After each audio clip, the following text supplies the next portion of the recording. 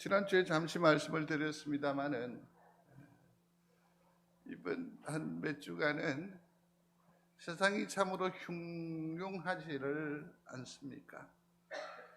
험한 세상에 얽매여 사는 삶, 이건 결코 하나님의 백성으로서 복된 삶이 아니라고 생각이 됩니다. 우리는 세상을 초월하는 그런 이기는 그런 삶을 살아가도록 하나님께서 우리를 부르셨고 능력의 장중에 붙드신 줄로 믿습니다. 그렇다고 한다면 세상을 이기는 복은 무엇이겠느냐, 곧 이기는 방법이 무엇이겠느냐 하는 것일 겁니다. 지난 주간에는 믿음으로 도전할 때에 일어나는 기적, 곧 모험의 축복에 대해서 한번 생각을 해봤습니다. 시도하지 않으면 안 되죠. 실패한 사람을 우리는 비난하기도 하는데 최소한요, 실패해 본 사람은 우리보다 나아요. 왜냐하면 그는 시도한 사람입니다. 그는 도전한 사람입니다. 그는 시도한 사람입니다. 잘 아시지요? 달란트 비유에서 한 달란트 받은 사람은 무엇입니까? 시도하지 않았습니다. 그냥 묻어두었습니다. 그는 이를 갈미 있으리라고 하는 주님의 저주 내지는 심판의 엄청난 징계를 받지 않던가요? 그러나 5달란트 아니어도 괜찮습니다. 고작 2달란트라도 상관없습니다. 시도한 자는 하나님의 나라에 합당한 자가 되지요. 그러므로 모험은, 믿음의 실천은, 말씀의 순종은, 곧 모험은 우리에게 축복인 줄로 믿습니다. 그래서 시도하는 거죠. 오늘은 자유함의 축복에 대해서 잠시 생각을 할 것이고, 섬김이 참 부담스럽게 여길 수가 있습니다. 그죠? 부담스러워요. 그러나 이 또한 축복이라는 사실을 한번 점검해 보고 싶고, 그 다음에 무엇보다도 안식이죠. 오늘도 자유함의 일부 내용이 묻어나오겠습니다마는 안식이 우리에게 엄청난 축복이라는 것입니다. 청지기입니다. 하나님께서 내게 직분을 주셨다. 아멘? 예, 이는 얼마나 소중한 일인지 몰라요. 그래서 청지기의 이 직분이 내게 축복이 됨을 살필 것인데, 이제 오늘은 모든 두려움을 넉넉히 이기는 자유함의 축복을 한번 생각을 해 보려고 합니다. 그렇다고 여기에서 우리가 한 가지 오해가 있습니다. 신앙적으로 보면 보편적인 오해가 있습니다. 그건 뭐냐면, 신앙을 지키면 상당 부분 자유롭지 못하게 된다, 구속을 받게 된다라고 생각을 하는 것 같습니다. 참으로 유치한 얘기지만 술도 못하고 담배도 못하고 주일에 여행도 못 가고 집안일 때문에 교회를 났으면 괜히 하나님 아니죠. 누구 눈치가 뭐 제일 먼저 보이죠? 어쨌든 이게 우리를 구속한다라고 생각을 하는 거죠. 우리의 자유가 제한된다라는 오해 아닌 오해를 가지게 됩니다. 그러나 이 구속이라는 말은 구금, 가두는 거죠. 그죠? 사람을 이렇게 딱 가두는 거죠. 포함하는 형사소송법상의 개념이에요. 그러니까 자유의 반대 개념으로 묶인다, 가둔다, 그런 의미로 우리가 구속을 잘못 생각할 수 있는데, 성경적 구속은 그렇지 않습니다. 빨간 글씨인데 한번 읽어보겠습니다. 우리를 주의 피로 대속해서 하나님 백성을 삼고 하나님은 우리 하나님이 되는 것입니다. 아멘. 믿으십니까? 하나님께서 우리를 구속했다는 거죠. 구원했다. 그죠? 구속은 또 뭡니까? 자 보세요. 건졌어요. 구가 완성이 됐는데, 그리고서 나와버리면 어떻게 돼요? 도로 떨어지잖아요. 구 던져버리면 어떻게 돼요? 그런데 여기서 말하는 구속의 히브리어 어원은 구속한다라고 그랬어요. 누구 안에 두어요? 당신 하나님 안에 둔다라는 거죠. 이게 얼마나 큰 은혜요, 얼마나 영광인지 몰라요. 그래서 구속은 우리를 제한하는 것이 아니라, 우리를 얽매는 것이 아니라 누구의 것으로 사는 삶이다? 하나님의 것으로 삶을 살게 하는 아주 의미 깊은 하나님의 은혜 중에 은혜라고 할 수가 있습니다. 그래서 구속하신 주님을 우리는 늘 찬양하지요. 구속받은 내가 하나님 앞에 기쁨의 산 제물이 되기도 하잖아요. 얼마나 귀한 은혜인지 모릅니다. 요한복음 8장 32절에 보면 진리를 알지니 너희가 자유롭게 하리라. 너희를 자유롭게 하리라. 뭘? 진리가 너희를 자유롭게 하리라. 진리가 뭐죠? 하나도 안 들려요. 진리가 뭐죠? 자, 말씀 더 크게 해줘야 돼요. 뭐라고요? 그럼 말씀이 뭐예요? 다시 물을게요. 진리가 뭡니까? 다시 물을게요. 진리가 뭡니까? 예수 그리스도이신 줄로 믿습니다. 그러면 우리가 예수 믿으면 자유할 수 있다라는 거죠. 믿는 여러분들이 되시기를 바랍니다. 결국 그 말씀은 누구를 가리키는 거예요? 예수를 말하는 거니까 예수를 믿으면 우리가 뭐 하게 된다? 자유하게 된다. 요한복음 8장 36절에 있는 말씀. 그러므로 아들이 너희를 자유롭게 하면 너희가 참으로 자유로우리라. 성도 여러분께 조심스럽게 삼가 여쭤봐요. 예수 그리스도를 믿습니까? 근데 여기서 더 원천적인 질문을 해야 돼요. 예수 그리스도가 믿어집니까? 네, 아멘. 그렇다고 한다면 우리는 자유인이 될 수 있습니다. 아니, 이미 자유인입니다. 무엇에서 자유하게 되는 것일까 하는 것을 한번 생각을 해볼 필요가 있을 것인데, 1절부터 3절에 있는 말씀입니다. 다시 읽겠습니다. 여호와는 나의 목자시니 내게 부족함이 없으리로다. 그가 나를 푸른 풀밭에 누이시며 쉴 만한 물가로 인도하시는도다. 내 영혼을 소생시키시고 자기 이름을 위하여 의의 길로 인도하시는도다. 아멘. 아멘. 사실은 시편에서 궁극적으로 보여주고자 하는 그 한 대상이 있습니다. 그게 뭘까요? 하나님께서 우리에게 주신 말씀인데 그 말씀 가운데에 우리가 찾아 발견하기를 원하는 하나님을 거기에 두셨어요. 무언가를 두셨어요. 그게 뭘까요? 아까 말씀드린 진리하고 똑같은 분이에요. 누구? 예수 그리스도를 여기서 보게 하지요. 그러면서 여기서 예수 그리스도를 발견할 수 있는 추측 가능한 것이 있는데 그게 뭐냐면 목자라는 겁니다. 목자. 주는 이 땅 위에서 사역을 이루시면서 나는 목자라고 말씀하신 적이 있습니다. 그래서 모든 말씀을 좀 쉽게 말씀드리면 구약 성경을 읽으면서도 창세기를 읽으면서도 거기에서 우리는 누구를 발견할 수 있어야 한다? 하나님을, 예수 그리스도를 발견할 수 있어요. 자, 여기에서 보면 참 저는 이 고백이 진정한 자유인의 고백이라고 생각을 하고 참된 영적인 자유를 우리에게 표방하는 것이라고 할 수 있습니다. 거기 1절과 3절을 보면 특별히 주목할 수 있는 것이 뭐냐면 부족함이 없다라고 표현을 하고 있습니다.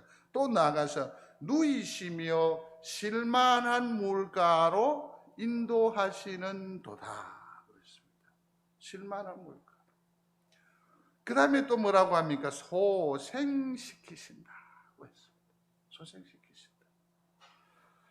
이게 참 엄청난 은혜이거든요. 부족함이 없다라고 했는데 성경 여러 군데 보면 너희 성도들아 너희 여호와를 경외하라. 저를 경외하는 자에게는 불족함이 없도다. 그랬어요. 여호와를 따르게 되면 뭐함이 없게 하신다? 부족함이 없게 하신다. 너희는 먼저 그의 나라와 그의 의를 구하라. 그리하면 이 모든 것을 너희에게 더하시리라. 그러니까 부족함이 없다. 그렇게 말하고 있는 거지. 부족함이 없다. 그 비결은 좀 이따 보기로 하고요. 또 누이시며 쉴만한 물가로 인도하시도다라고 그랬는데 양들의 습성을 우리가 조금 이해할 필요가 있습니다. 양이 물을 좋아할까요? 싫어할까요? 엄청 싫어해요. 일전에도 한번 말씀드렸죠? 가난한 중에 모친이 염소를 집에 들였어요. 근데 이게 제일 귀찮은 게 뭐냐면 놀다가 이 말뚝을 박아 놓잖아요. 그러면 이 줄 반경에 있는 풀은 그냥 다 먹어버리거든요. 식욕이 엄청나거든요. 그러니까 어느 정도 지나면 말뚝을 뽑아서 다른 곳에다가 이렇게 메워줘야 돼요. 메워줘야 돼요. 그런데 풀이 많은 곳을 가려면 개울을 건너야 하거든요. 개울을 건너야 되는데 이 염소가 물을 엄청 싫어합니다. 못 갑니다. 뒤에서 밀고 뒷발채이고 앞에서 끈다고 해서 그 큰 놈을 제가 감당할 수 있나요? 물을 너무너무 싫어해요. 너무너무 싫어해요. 또 양은 굉장히 소심해요. 그래서 자기 마음에 안정감이 없으면 절대로 배를 깔지 않아요. 절대로 깔지 않아요. 그런데 오늘 본문에 보면 그 양이 어디에? 물가에. 그것도 뭐 배를 깐다는 거죠. 그만큼 뭐 하다? 나는 만족한다 라는 거죠. 만족한다. 나는 자유하다 라는 거죠. 소생이라고 했으니까 이건 엄청난 병듦이거나 큰 연약함 중에 있을지라도 하나님께서 어떻게 해요? 그를 소생 살리신다라는 것 아닙니까? 그러니 그는 아쉬울 것이 없는 거죠. 아쉬울 것이 없는, 만족하는 거죠. 만족하는 거죠. 그래서 진정한 자유요, 영적인 참된 영적인 자유의 고백이 바로 1절로 3절이라고 할 수 있을 것입니다. 오늘 우리는 이 시편 말씀을 통해서 우리의 삶을 구속하는 그 얽매이게 하는 그런 죄의 정체에 대해서도 한번 생각을 해보고 또 어쩌면 우리가 어떻게 자유함을 누릴 수 있는지 그 비결을 한번 헤아려 보겠습니다. 첫 번째로 우리는 무엇에 억눌림을 받고 있느냐 하면 사실은 욕심 때문입니다. 욕심. 아니요. 이 건강한 욕심은 욕구는 필요합니다. 그래서 도전하죠. 그래서 참죠. 그래서 견디죠. 그래서 공부하죠. 그래서 투자해요. 필요해요. 그러나 문제는 뭐냐면 한계를 모르는 이기적인 욕심 때문입니다. 이게 욕심욕자지 않습니까? 결국 이 욕심은 어디로 기결되던가요? 돈. 어제 저녁에 102세 되신 김형석 그분 그 인터뷰를 보면서 참 생을 저렇게 아름답게 재단할 수 있을까? 그 공중파에 나와서 당신이 그 연세대의 교수 생활이며 또 그 삶을 한 부분을 설명을 하면서 이건 기독 정신이라고 봐요. 이렇게 아주 당당하게 생을 이렇게 우리에게 보여주더라고요. 참 보여주더라고요. 너무너무 보기 좋았습니다. 근데 거기에서 그가 일생을 그렇게 싸우고 투쟁하고 삶을 동기부여하고 거기에서 어떤 전환점을 보게 된 그 결정적인 게 뭐냐면 결국은 돈이었더라고요. 그래서 나중에 이걸 쫓다 보면 가치를 쫓지 않고 돈을 쫓아가다 보면 결국은 망하게 되지만 또 다른 의미 있는 가치를 쫓아갈 때에는 오히려 돌아보지 않았던 돈도 생기고 기회도 더 생기고 몸도 더 강건하게 되어지더라. 그걸 자기 인생을 그렇게 고백하더라고요. 우리 이 땅 위의 범인들의 최고의 욕심의 절정은 돈 아닐까요? 돈. 그 사람이 성공했느냐 안 했느냐라는 것도 결국은 뭡니까? 그 기준이 돈에 있지요. 돈에 있지요. 아이고 그래 하면 뭐 하는 돈이 되나 그게. 이게 우리의 생각이고 우리의 이 땅에 사는 기준이 되지요. 욕심이 잉태한 적 죄를 낳고 죄가 장성한 적 사망을 낳느니라. 우리는 이 죄의 이 돈의 노예로 삶을 살아가고 있습니다. 그러나 참 자유한 고백이 또 있어요. 읽으셨는데 또 읽으셔야 됩니다. 여호와는 나의 목자시니 내게 부족함이 없으리로다. 아멘. 여호와는 나의 목자시니 내게 부족함이 없으리로다. 여기에서 보면 여호와는 나의 목자가 되신다라고 했습니다. 목자가 되신다. 이 말의 전제는 중요하죠. 주님이 목자이시면 나는,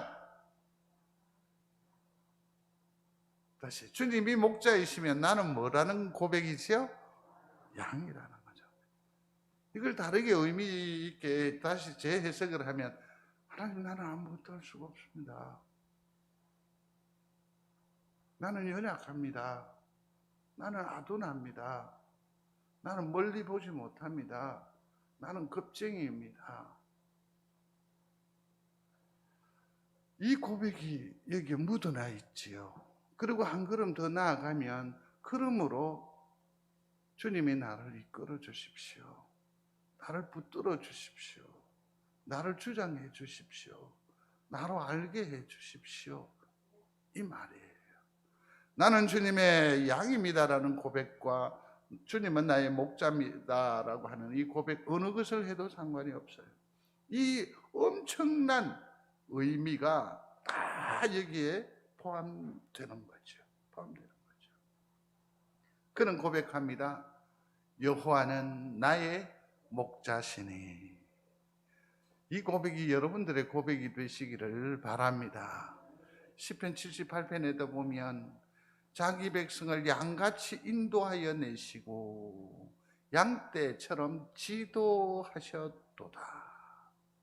요셉의 생을 시편 80편은 정의하면서 뭐라고 말하느냐 하면 요셉을 양처럼 인도하셨다라고 하셨습니다.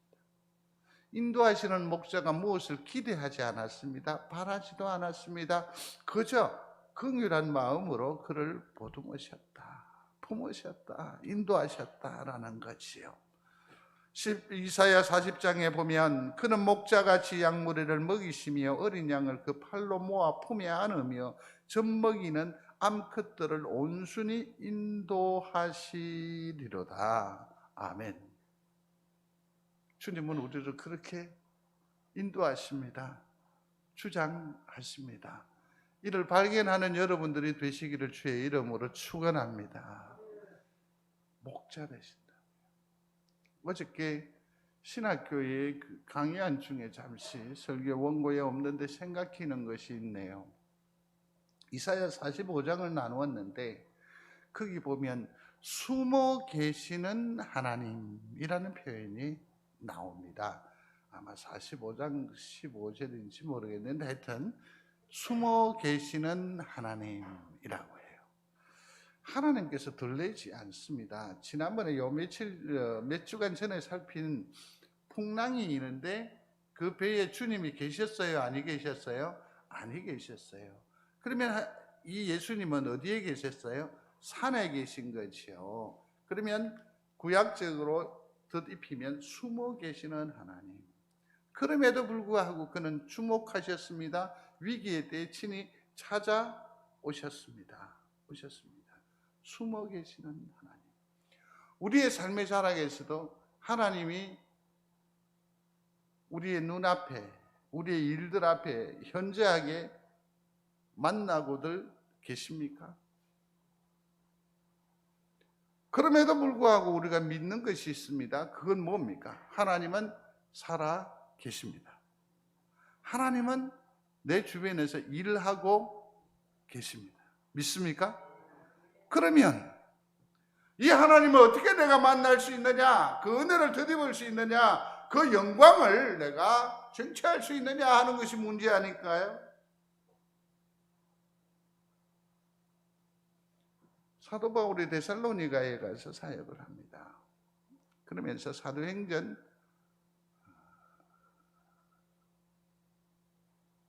17장 15절인가요?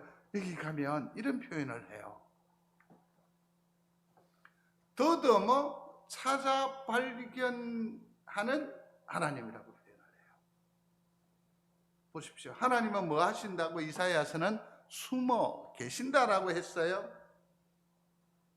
그러면 우리가 하나님을 만나려면 어떻게 해야 돼요? 더듬어 찾아야 해요. 내가 양이기 때문에, 내가 부족함 가운데 있는 연약자이기 때문에 목자이신 예수 그리스도가 필요해요. 만나는 영광이, 은혜가 있게 되기를 주의 이름으로 축원합니다. 어떻게 해야 돼요? 더듬어 찾아야 돼요.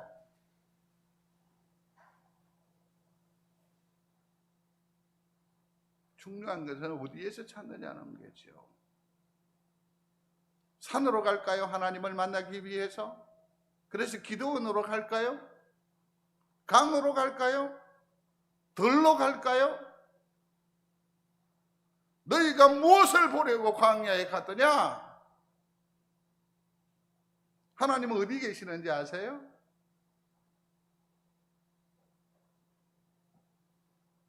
사도행전에 보면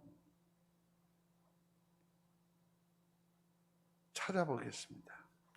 사도행전 17장 아닐 수 있는데 17장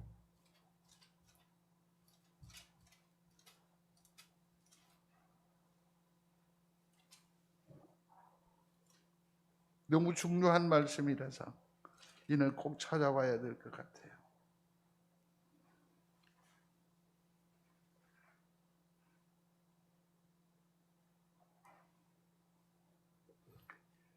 (27절입니다) 17장 27절 다 같이 읽겠습니다. 시작. 이는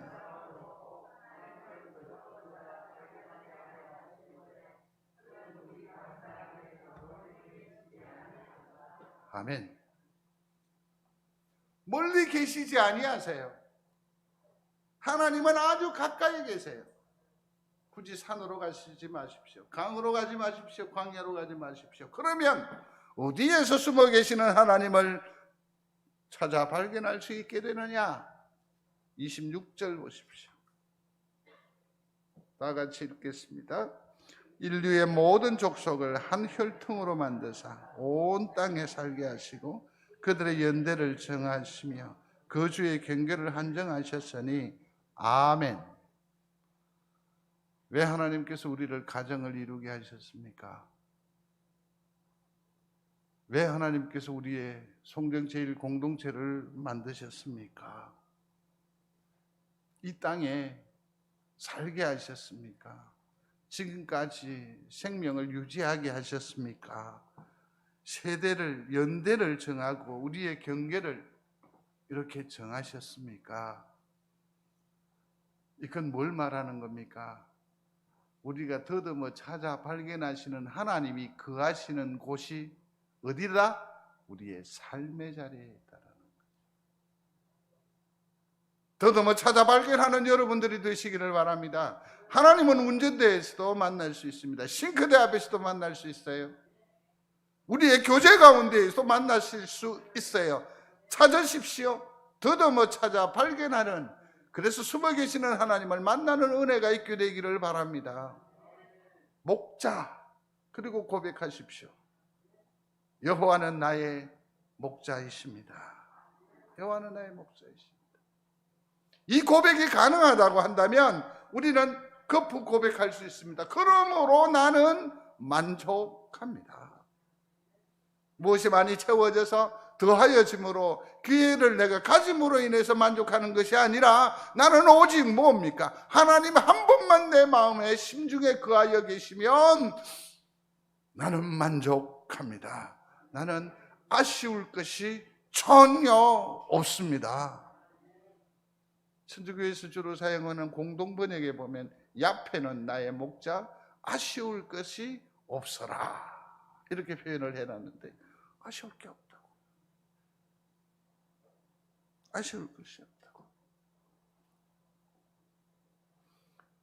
여호와는 나의 목자이십니다. 하나님은 나의 목자이십니다.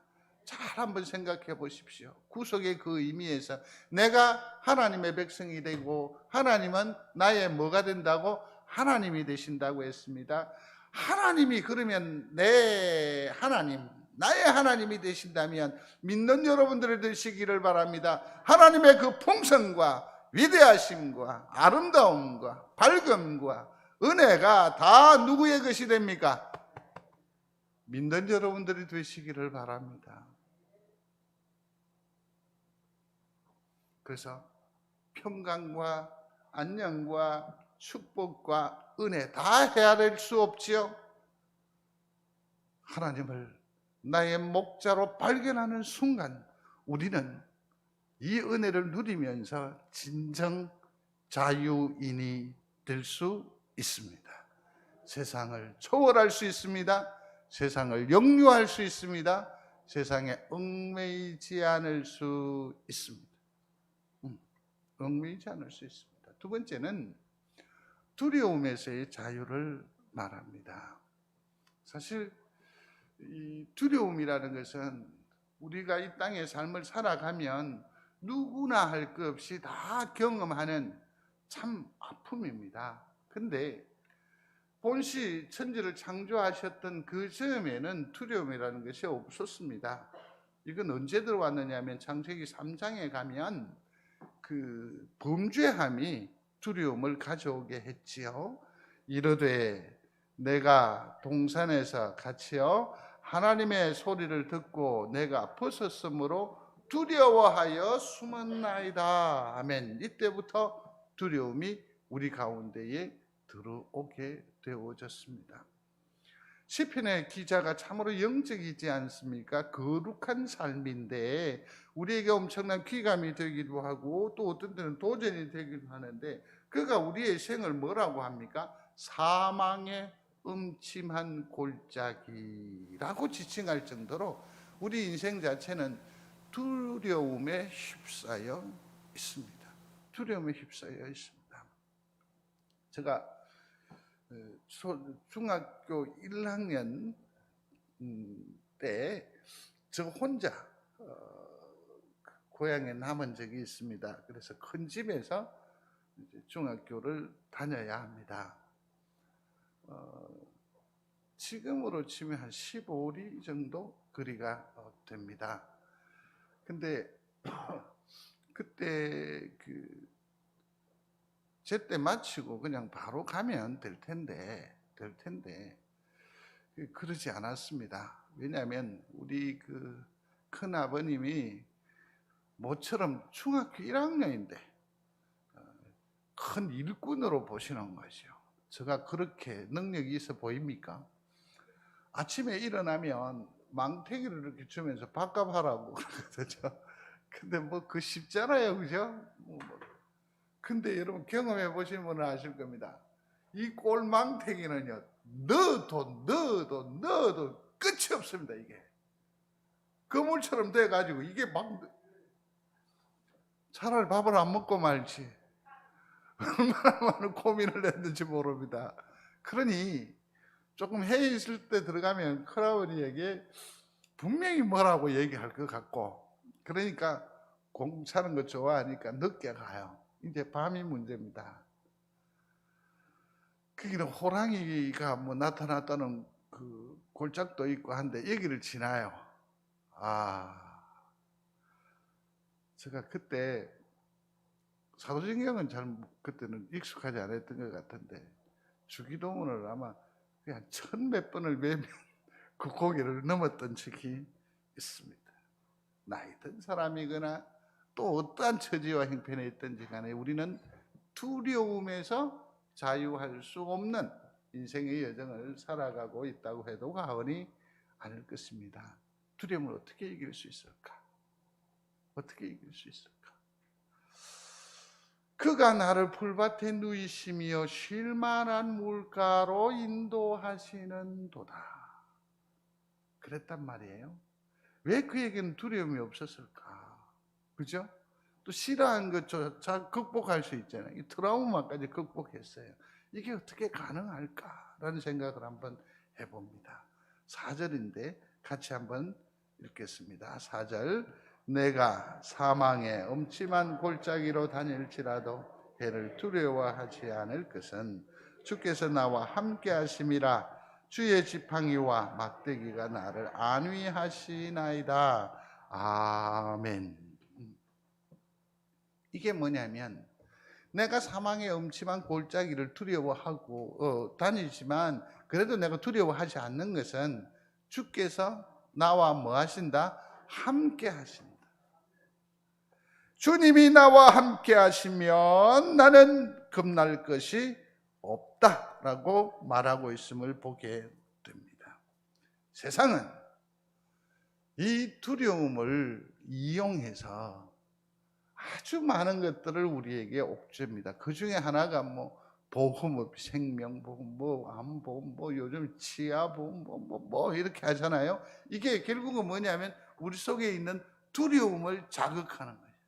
두려움을 자극하는 거예요. 뭐 사망, 장래, 무슨 그게 사실은 내가 천국에 가고 나면 그게 무슨 의미가 있을까? 그죠? 내가 죽으면 한 뭐 1억이나 얼마를 받으면 좋아하는 사람 따로 있으니까 여기서는 말을 함부로 할 수 없는 부분이겠는데 그렇잖아요. 그죠? 천국에 가면 그냥 우리는 끝인데 게임 셋인데 이러한 묘한 심리들을 이용을 해서 이용을 합니다. 악용을 합니다마는 오늘 여기 보시면 이 두려움을 이길 수 있는 결정적인 비결은 딱 하나죠. 그게 뭡니까?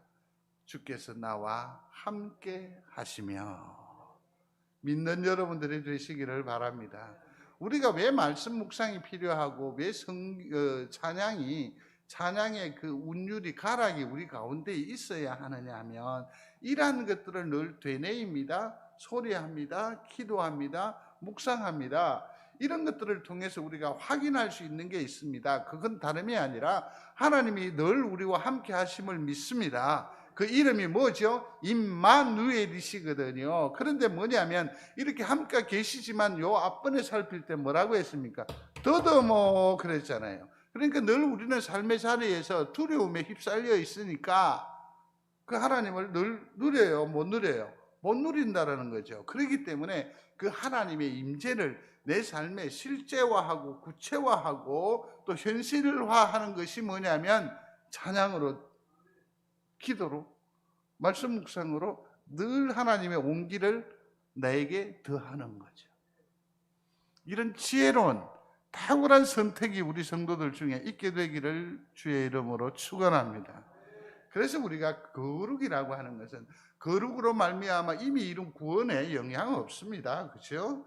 착하게 산다라는 그것이 내가 뭐 천국 가고 못 가고 상관이 없어요. 그러나 이러한 삶의 세세한 것들이 작동되어지고 발휘됨으로 결국은 뭡니까? 하나님의 임재를, 하나님이 나와 함께 하심을 날마다 우리가 느끼며 인식하며 그러므로 두려움에 자유한 삶을 살아갈 수 있게 하는 결정적인 힘이기 때문에 그렇습니다. 오늘부터라도 기도가 여러분들의 삶이 되시기를 주의 이름으로 축원합니다. 삶이 기도가 되기를 바랍니다. 어떤 요식행위 필요 없습니다. 아이고 하나님 곤란하네요. 그것도 기도잖아요. 하나님 난감하네요.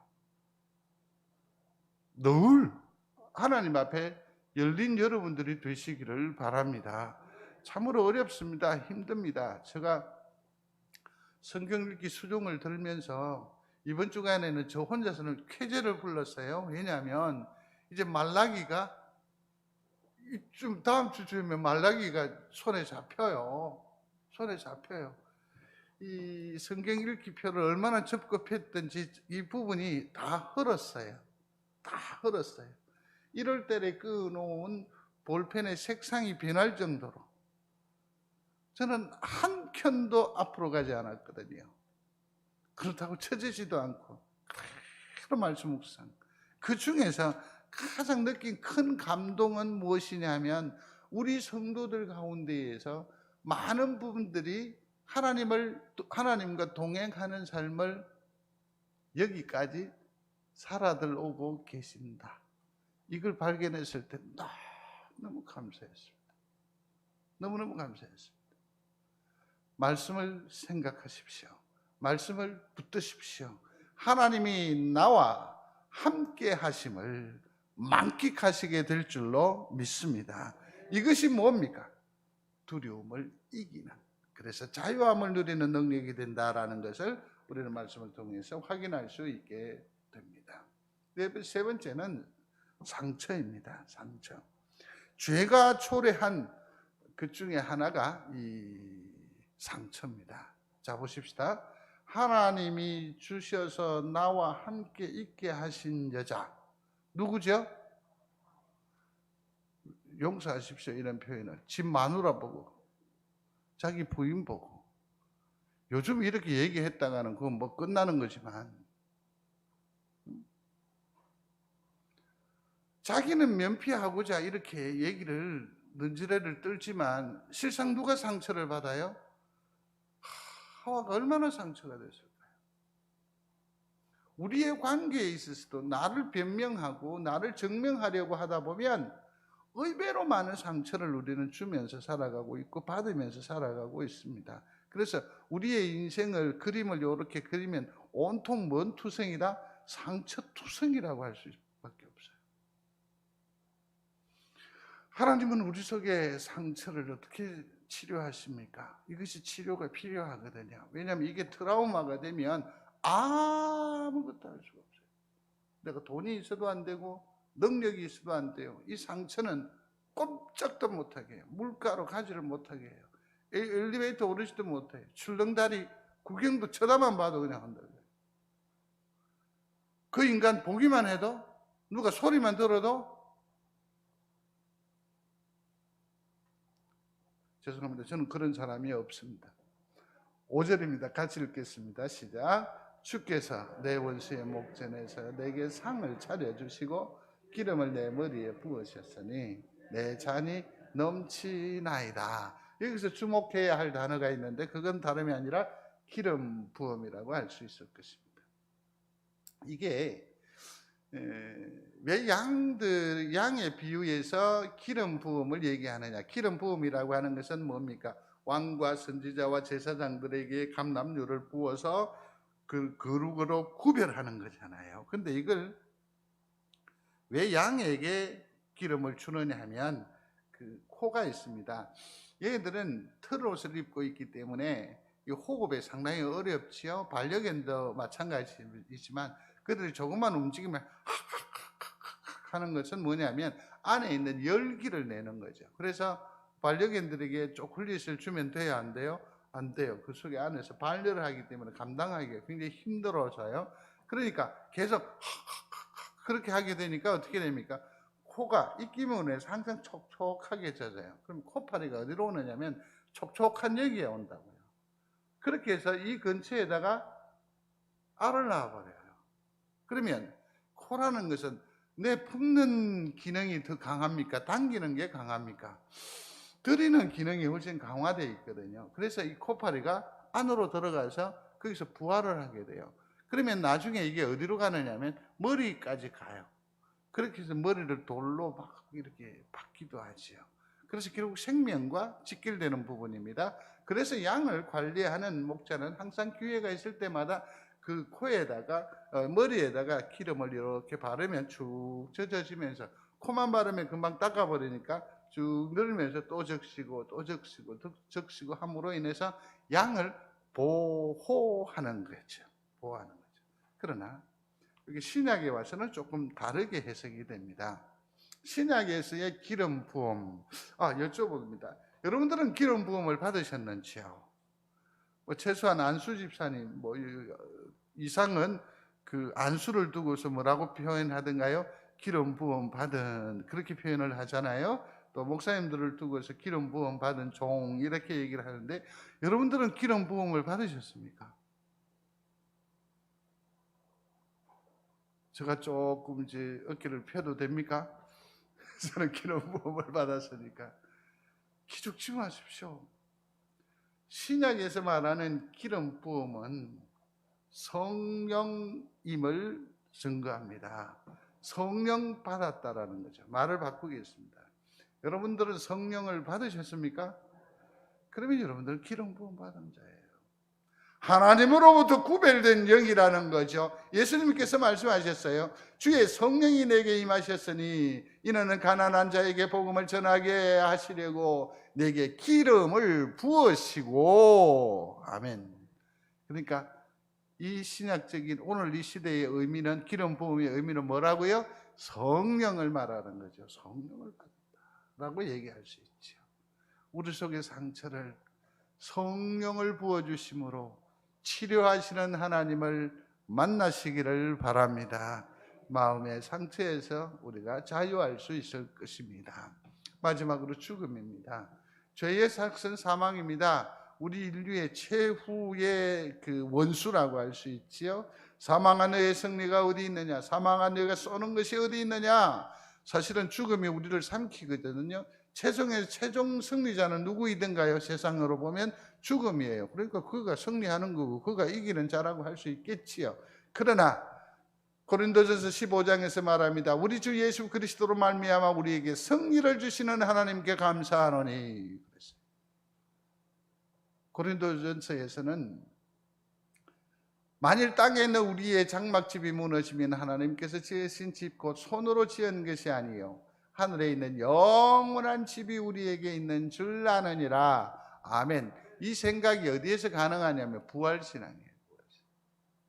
자, 그러면 6절을 한번 읽겠습니다. 찾으셨습니까? 같이 합니다. 내 평생의 선하심과 인자하심이 반드시 나를 따르느니 내가 여호와의 집에 영원히 살리로다. 아멘. 이와 같은 우리의 믿음의 그 선조들은 보면 숱한 어려움 가운데에서도 그 교회를 지켰고 오늘 우리에게 물려주었습니다. 참으로 귀한 믿음의 족적을 보였습니다. 그런데 그들을 자세히 살펴보면 그들은 어떠한 사상이냐면 귀천 사상입니다. 그는 이 땅의 것에 연연하지 않습니다. 어디로 갑니까? 하늘의 목적이 있었습니다. 이것을 우리 성경적으로 표현하면 부활신앙이죠. 또 하나는 뭐죠? 천국신앙이에요. 천국신앙. 언제 주님 다시 오실런지 아는 이가 없으라. 이 모든 것들은 다 뭡니까? 천국신앙, 부활신앙이죠. 사랑하는 성도 여러분, 죽음의 공포, 죽음의 두려움, 이 코파리 때문에 불안해하시고 초조해하심으로 자유하지 못하여 계시는 성도가 혹 있습니까? 우리에게는 부활신앙과 천국신앙으로 무장되지 않았습니까? 이것으로 이기게 함으로 죽음에서부터 우리로 자유케 하시는 것입니다. 이것이 바로 복입니다. 이게 복입니다. 말씀을 맺겠습니다. 이제 정리를 하면 두려움을 이기고 진정한 자유인으로 이제 살아가려고 하면 제일 첫 번째 걸림돌이 무엇이었습니까? 욕심이었습니다. 이 욕심은 무엇으로 자유할 수 있다? 진리, 곧 예수 그리스도를 더욱 붙잡음으로 욕심을 극복할 수 있고 욕심에게서 자유할 수 있습니다. 두려움은 뭐로 극복하라고 했습니까? 주님의 임재지요. 주님의 임재를 늘 사모하시기를 바랍니다. 상처는 무엇으로? 성령의 부으심으로 치료하신다고 했고 죽음은 뭡니까? 천국신앙으로 이길 수 있다. 그러므로 우리는 완전한 자유할 수 있지요. 그래서 마지막에 이 고백이 우리의 당당한 고백이요 노래가 되기를 바랍니다. 한번 같이 봉독합니다. 내 평생의 선하심과 인자하심이 반드시 나를 따르리니 내가 여호와의 집에 영원히 살리로다. 아멘. 제 생이 얼마인지 알 수 없습니다. 그러나 저는 우리의 자녀들에게 이렇게 당부를 해 보려고 합니다. 혹 그럴 어떤 분위기나 또 어떤 여건이 될지 안 될지 모르겠지만 혹 이름자를 새긴다고 한다면 거기 묘비명에 예수 인도하셨네라고 표기를 해 주기를 바란다. 그렇게 얘기를 하고 싶어요. 할 거예요. 사랑하는 성도 여러분, 예수 인도하십니다. 죽음, 욕심, 상처, 두려움에서 자유하십시오. 만끽하십시오. 보무도 당당하게 역사하는 우리 귀한 믿음의 식구들이 다 되시기를 주의 이름으로 축원합니다. 고마우신 아버지 하나님, 우리로 자유케 하여 주옵소서.